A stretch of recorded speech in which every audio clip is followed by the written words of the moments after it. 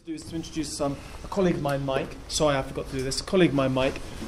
Mike works for the Olive Group as Vice President of their analytics, and in many ways he's been one of the reasons why I decided to set up this presentation, and that we've had a correspondence going for about the last 36 months or so, and Mike's key insights into the way that security develops within Iraq has been something that I wanted to be able to bring to our colleagues here. And it was for that reason that you've been kind enough to come over from the United States to be able to give us a part of this presentation. Thank you very much. Mike. Thanks. So, just to give you a slight bit of background on myself and on Olive, I've been doing Iraq not as long as Toby, but for all of my adult life, which is a little bit shorter than Toby's adult life.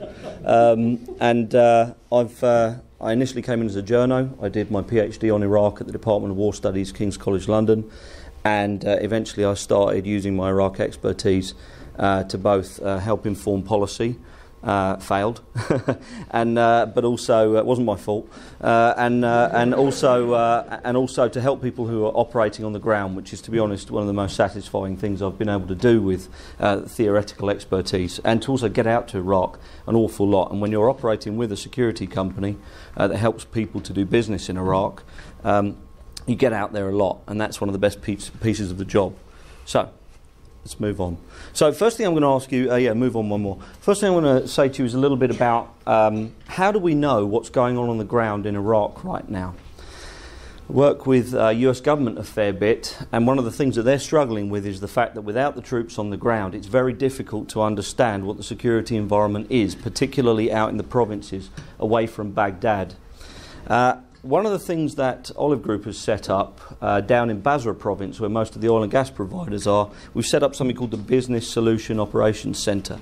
And it's in the Chatham House Hotel, which is this beautiful old colonial hotel on the Chatham House River, with its own airfield. It's where the Gulf sheikhs used to fly in for the weekend to spend their weekend in cosmopolitan Basra in the 60s and the 70s. And this beautiful old hotel is now the headquarters of the Basra Operations Centre, which is the Iraqi supreme headquarters, basically, for security in Basra province, where such a great majority of the oil production is coming from. So we established a joint information sharing cell with them. I have an analytical team based in there, and I regularly visit this beautiful site. It's the only way to get information anymore is to embed and liaise very, very closely with the local authorities. There's no US military out there anymore gathering this sort of intelligence, so you've got to go in and do it yourself. Okay. And just to give you a quick look at the Chatham House, faded glory of of old Basra, and you can see on all of the walls there's beautiful Technicolor pictures of old Basra. This was all done by the Brit military when we were there for the local dignitaries to hold their meetings. But it's a beautiful location. And there's so many. We've got all the agencies in there at the moment. There's the army, top left. There's the police with the sinister eye in the middle of the of Iraq. You have the border enforcement guys, you have the Air Force, the Navy, the oil police, the traffic police, God bless them, the Facilities Protection Service and the National Information Investigations Agency, the Eagle. And then you also have the Watchers, the little eyes looking everywhere, which is the civilian intelligence agencies, whose power has really, really grown, particularly in the last year, and particularly since the US withdrew. Parallel intelligence agencies have been created very, very quickly, falling back on old habits, shall we say. And they answer directly to Baghdad, and I'll leave it there for the moment. We can take it up in Q&A. Okay. One of the other things we do is we watch the Iraqi security forces very, very closely, because one of the key indicators for whether or not the country can remain stable to the extent it is now is whether the security forces are able to do their job. The big question was always, can they stand up as we stand down? Well, ultimately the question is yes, they did. They've fallen back on, just the way the government and industry has fallen back on old habits in the way it does things, lots of bureaucracy, unfortunately still corruption to a great degree. The security forces also have fallen back on a much simpler, more traditional way of operating. You don't prevent incidents. You follow up afterwards, you arrest a number of individuals, a large number, and hopefully in this dragnet you find the right person. So it's a reactive model of security they've moved to because they simply don't have the capabilities that the US had. When the US left, they lost their unmanned aerial vehicles, the drones, they lost their access to satellite imagery, signals intelligence, cell phone intercept, everything like that went, so they went back to a much more simple and old-fashioned way of operating. So, move on. The conflict very briefly since 2003. So somebody who followed this every day in and out, it was truly terrible in late 2006, early 2007 when the Civil War type conditions were raging. At that point we were seeing 6,000 incidents a month in some cases. We were really up there. Now we have as many incidents in a year as we used to have in a month. That shows you the sort of improvement that we had. The surge, however it was, whether it's the US element of the surge or the Iraqi element of the surge, and whether it's just conflict fatigue and the sectarian communities becoming homogenized within certain parts of Baghdad due to the cleansing, the sectarian cleansing, whatever the combination of reasons, it declined very, very rapidly. And from about 2008 onwards, we were in a greatly improved environment. And one of the things, there's a big debate going on at the moment as to whether security is getting worse again. And some of my articles seem to be sort of prime movers in people assessing whether or not security is really getting better. But I just want to put this in context. Whatever happens, I think it's extremely unlikely we're ever going to get back to the Civil War-like conditions. The debate really is, from my perspective, over whether Iraqi security improvement has stalled, whether it's stagnating. In other words, whether it just can't get any better than it is right now for a long, long time. And of course, at the moment, it's bad enough that it can put off people from investing in the country. It puts off non-oil investors. It puts off people being able to come in and operate effectively and efficiently. In other words, the security costs of operating in Iraq put many companies off of coming into this market that otherwise they would be in like a shot. And this is something that I guess companies like Oliver are trying to get their head around, which is how do we adapt to the fact that the Iraqis are soon going to be stripping out most of the foreign security companies, and everybody wants to reduce the amount they're spending on security. And in some ways, technology and other things that you can provide, I think, will help them to do that. But again, we can take more of that up in Q&A. So looking at threat metrics at the moment, this is March 2012. Now, any set of threat figures you see, these are violent incidents that go from serious organised crime and up to, suicide car bombs. Any set of incidents you see are wrong.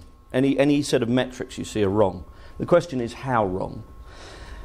I think that at the moment, using our sources, our level of interface with the Iraqi security forces, which I think is about the best that there is out there, we are almost getting half. So you can probably double whatever you see here. But let's put this in context. If you look at Baghdad, 84 incidents in a month. Let's say it was 200 in a month or 210 in a month. You're still talking about 7 incidents a day in a city of 7 million people. Now imagine if a very small bomb exploded underneath a car 2 miles in that direction. It's unlikely you'd even hear it. Imagine a person got shot 500 metres away at a checkpoint with a silenced pistol. You wouldn't even know it happened.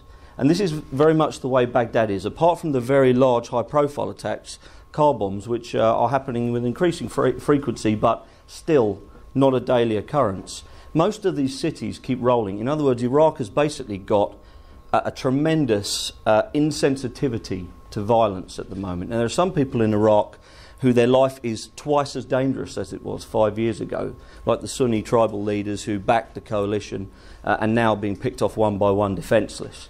But for most people in Iraq, it doesn't feel that way. Most of them are getting on with life, and if you look at Baghdad every morning, millions of people get up, go to work, travel from one side of the city to the other. That's the way traffic flows in Baghdad. The workers come from the east often into the west. Many people go to ministries over on the East Bank and other places. So it doesn't tend to interfere with things, and it certainly doesn't interfere with the oil and gas sector. So one thing I'd say is, throughout the country, one thing I do is to basically look at the level of risk in each of the oil fields. And even, just to give you an example, in the KRG, a very safe area where there's very limited security risks, even in an area like that, one has to look very closely at what's happening within the individual concessions. All security and all politics in Iraq is local. So you can have a very unsafe area, and 40 kilometres away, it's extremely safe. Some threats don't travel, others do. So if you look at, for instance, the KRG, you've got to take into account everything. You've got to take into account the risks related to the borders, Iranian, Turkish-based terrorist groups or insurgent groups. You've got to take into account unexploded ordnance that Saddam laid, or during the Anfal era. You've got to take into account threats coming from federal Iraq into the KRG. We can talk in more detail about anywhere in Iraq later. So a very, very rough, simple way of showing where most of the incidents are in any given month in northern Iraq. And it's really based around the old Saddam era areas along the Tigris River Valley, where there's still, a strong enough Al-Qaeda presence that they stop the places from feeling secure, and they stop government forces, and they will stop oil companies from operating there unless they can get very, very strong reassurance about being able to operate in these environments. But most of particularly the Western oil companies, will look very, very dimly at some of these northern areas. Realistically, if we look at since December 2011, my view is there has been an undoubted increase in violence across Iraq. Think about this for a second. US forces withdrew completely, no longer there on the roads, removing most of the equipment. And we probably had reduced incident reporting from the time US forces left. So in theory, the number of incidents reported should be going down. Less US targets to hit, less reporting coming in from US forces on the ground. Instead, violence has slowly risen, as you saw with one of the previous graphics. And if you take out all the other factors, what it shows you is that Iraqi on Iraqi violence in the north-central provinces, the predominantly Sunni areas that have been, to put it mildly, very ticked off since the US left, and since Prime Minister Maliki has been accused of starting to really crack down on some of the Sunni political parties and to break his opponents in the Sunni political community. North-central Iraq has become significantly more violent since US withdrawal. Now, will that continue, or will it burn out? That's something, again, we can take forward in discussion. And more of the same, basically. The key point for me to look at is the area just south of Baghdad. This is the only place in Iraq right now, and we see these things down to a very detailed level, where I see true potential for a return to sectarian conflict. Babel province, the first place to really clean up during the surge, the thing that showed everyone that this can really work. Sunni and Shia tribal groups together, starting to crack down on the extremists from each of their communities. Now we start to see northern Babel start to come apart again, with deliberate antagonistic attacks by one sectarian group against another, and then the retaliatory response that the Al-Qaeda was hoping to get Shiite extremist groups to mount retaliatory attacks. They do. So we're just seeing the starting of something very ugly there. Will it continue? Who knows? Just a brief graphic to... This is the stuff that we see on the television. Mass casualty attacks, car bombs.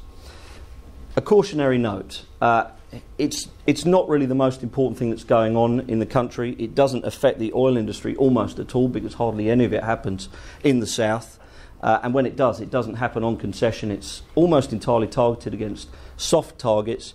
Al-Qaeda in Iraq has rebounded in a big way. Its operational tempo is far, far higher than it used to be.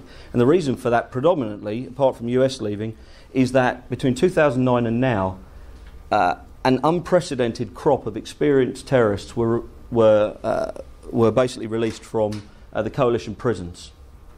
Think about it. Every year they add a new crop of Al-Qaeda and Iraq guys, and many of them get captured. They sit there in Camp Buka and Camp Cropper, and they discuss where they went wrong and what they're going to do in the future.